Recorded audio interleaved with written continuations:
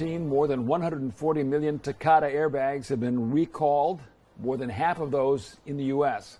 But millions of these explosive devices are still in cars across America. Sinclair senior investigative reporter Lisa Fletcher spoke with the auto safety expert who tried to get Takata to come clean years ago, who's now urging people to take matters into their own hands.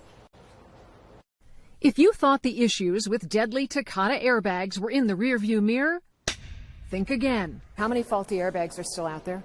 There are at least 12 million cars out there that have been recalled and not fixed. But of those 12 million, 6 of them are in the highest priority groups. 6 million of those cars have airbags that are more likely than not to kill you than to save you in a crash.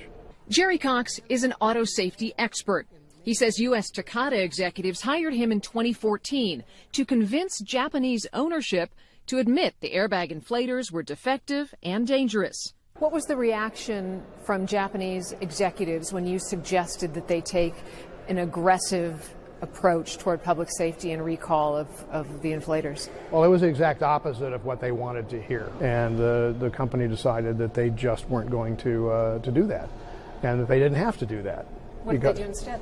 What they did instead was to keep lying about what they knew, resulting in more deaths and injuries as defective airbags exploded into passengers and drivers, like Corey Burdick, a father of 2, who lost his right eye after a minor accident sent a 3-inch piece of metal into his skull.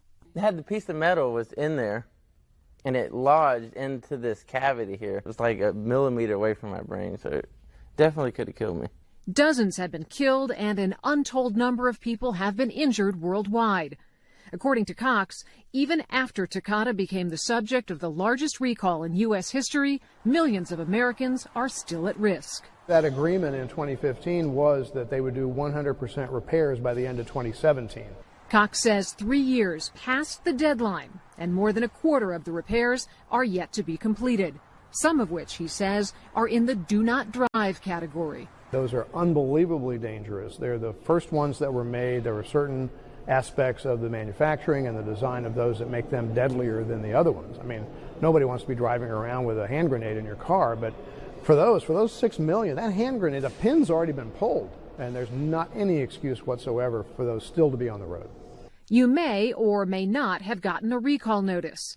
Many resemble junk mail, and if the car is older and has changed hands, it's not uncommon for notices to never reach the current owner. So it's up to you. Locate your VIN number and use the online tool on our website to see if your vehicle is under recall. If it is, Cox says contact a dealer who sells your make of vehicle and get it replaced immediately. I have no interest in this except for one thing, and that is to get people to take these things out of their cars and not get killed and not get sliced up. There is no reason that this should happen to anybody.